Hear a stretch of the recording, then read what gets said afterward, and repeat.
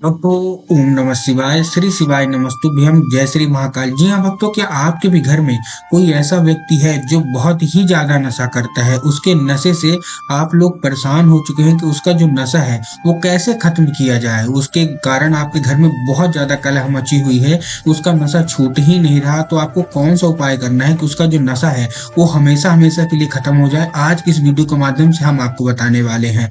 बहुत सारे लोगों का ये क्वेश्चन रहता है, बहुत सारे लोगों का ये प्रश्न रहता है कि हमारे घर में ये व्यक्ति बहुत ज्यादा नशा करता है, तो आखिर ऐसा उपाय बताइए कि दारू छूट जाए, शराब छूट जाए, सिगरेट छूट जाए और घर में जो भी कलह मची है वो सब हट जाए। तो आखिर कौन सा उपाय है? आज की इस वीडियो के माध्यम से मैं आपको 3 से 4 उपाय बताने वाला हूं, जो कि नशे का रामबाण उपाय है। अगर आपने इसको कर लिया तो जो व्यक्ति नशा करता है तो मात्र 1 से 1.5 महीना, उससे ज्यादा नहीं, इतने के अंदर उसका नशा खत्म ही बस नहीं होगा, बिल्कुल जड़ से खत्म हो जाएगा। कभी भी वो नशे की ओर देखेगा ही नहीं, नशे से वो घृणा करने लगेगा। तो कौन कौन सा उपाय है आज हम इस वीडियो में बताएंगे। जैसा कि आपको पता है, गुरुदेव की जो कथा होती है उसमें बहुत सारे लोग पत्र के द्वारा अपना जो भी विचार है वो बोलते हैं।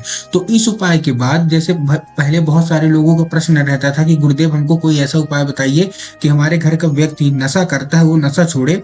जैसे ही गुरुदेव ने ये उपाय बताया और लोगों ने किए, तो पत्र के द्वारा फिर धन्यवाद के रूप में उन्होंने पत्र दिया कि गुरुदेव आपके द्वारा बताया गया उपाय हमने किया और हमारे घर का व्यक्ति ने किया, और उसका जो नशा है वो हमेशा हमेशा के लिए छूट गया है। साल भर हो गया, 2 साल हो गए, वो नशे की ओर जा ही नहीं रहा।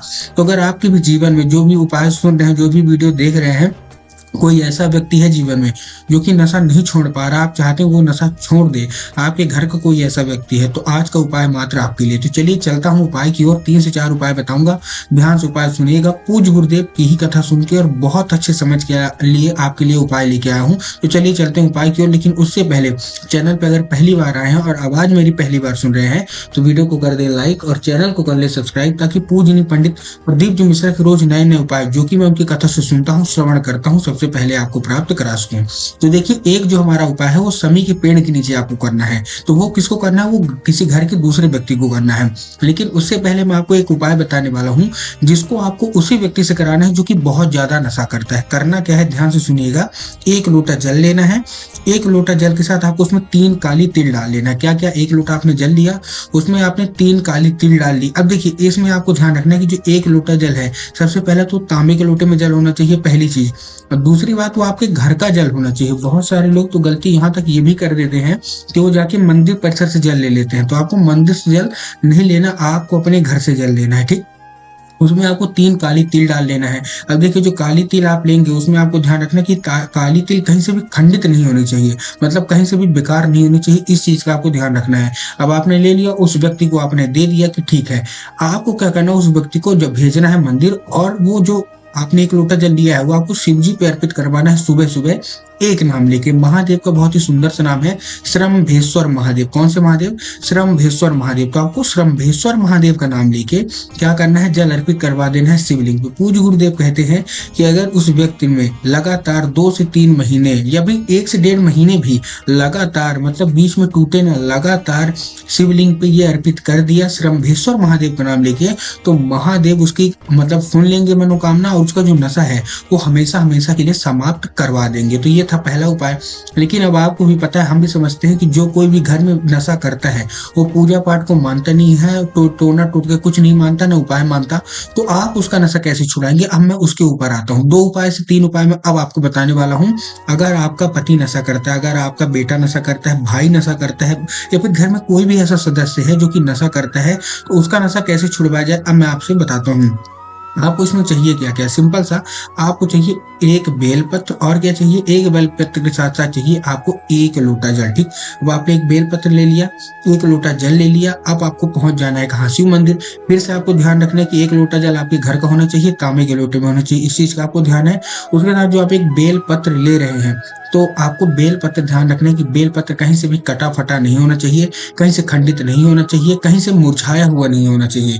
बहुत सारे लोग तो यहाँ तक ये भी गलती करते हैं कि एक पत्ती को ही बेलपत्र मान लेते हैं, लेकिन लेकिन आपको भी पता है और पूज्य गुरुदेव भी हमेशा कथन बताते हैं कि एक पत्ती का कोई बेलपत्र नहीं होता, 3 पत्ती मिलके एक बेलपत्र बनता है। तो आपको वही बेलपत्र लेना है। ठीक, अब आपने ले लिया, 1 लोटा जल ले लिया, पहुंच गए शिव मंदिर।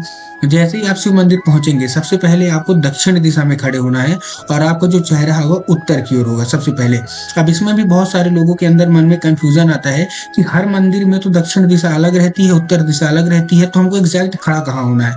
तब गुरुदेव ने इसका उत्तर देते हुए बताया है कि आप किसी भी मंदिर जाएं, जिधर साइड मंदिर के जलाधारी हो, आपको उधर साइड क्या करना है, चेहरा होके अपना मुख करके खड़े हो जाना है। अब आप खड़े हो गए, खड़े होने के बाद आपको क्या करना है, सबसे पहले आपको एक बेलपत्र अर्पित करना है, कहाँ, शिवलिंग पे, और उसके ऊपर से आपको जल अर्पित करना है। जैसे ही आप जल अर्पित करेंगे, देखिए बेलपत्र पहले अर्पित करना है, उसी के ऊपर से आपको जल अर्पित करना है। जैसे आप जल अर्पित करेंगे तो जल अर्पित करते करते बाबा से उसको औषधि के रूप में मांग लेना है कि बाबा कृपया करके इसको हमको औषधि के रूप में प्रदान कर दीजिए, हमारे घर का ये व्यक्ति बहुत ज्यादा नशा करता है। अब क्या होगा, अब जब वो जल जलाधारी से नीचे गिरेगा तो आपको क्या कर लेना है, भर लेना है किसी दूसरे पात्र में, कोई भी कटोरी हो, ग्लास हो। क्यों?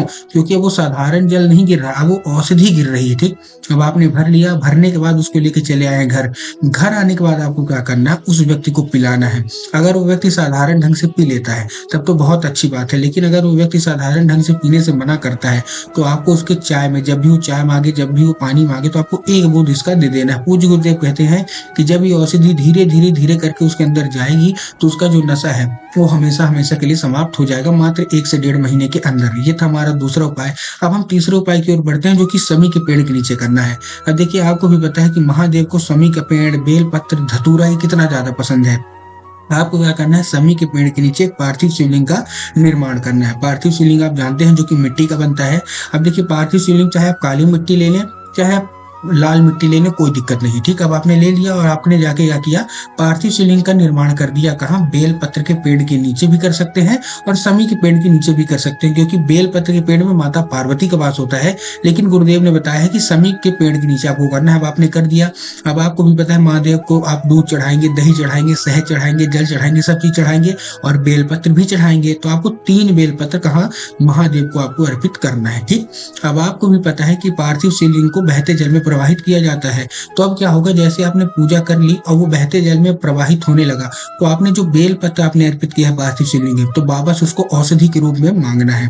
अब आपको क्या होगा, आपने बाकी सब चीज शिवलिंग आपने अर्पित कर दी बहते जल में, आपको जो बेल पत्र है वो लेके आ जाना है चुपचाप अपने घर। घर आने के बाद उसको क्या करना है, देखिए औषधि है और वो भी खिलाना है। पानी में तो आप खिला नहीं सकते, आपको क्या करना है, उसको छत में अच्छे से धूप में सुखवा लेना है। सुखवाने के बाद उसको क्या कर लेना है, पीस लेना है। जैसे ही आप लोग पीस लेंगे तो पाउडर का फॉर्म बन जाएगा। ठीक, अब आपको क्या करना है, आपको किसी डब्बी में रख लेना है। अब जब भी वो व्यक्ति जो आपके घर में बहुत ज्यादा नशा करता है वो खाना खाने को मांगे, तो आपको दाल में या सब्जी में 1 चुटकी मिला के दे देना है। ज्यादा मत मिलाइएगा कि वो खाई ना, थोड़ा सा 1 चुटकी से भी कम आप मिला दीजिए, क्योंकि है तो औषधि। पूज्य गुरुदेव कहते हैं कि 1 से 1.5 महीने खाने के साथ भी अगर औषधि उसके अंदर चली गई तो उसका जो नशा है धीरे धीरे करके 1 से 1.5 महीने के अंदर समाप्त हो जाएगा। उम्मीद करता हूँ आज के जितने भी उपाय मैंने आपको बताए, सारे के सारे उपाय समझ में आ गए होंगे। उपाय अच्छे लगे हो तो कमेंट बॉक्स में हर हर महादेव अवश्य रूप से लिख दें।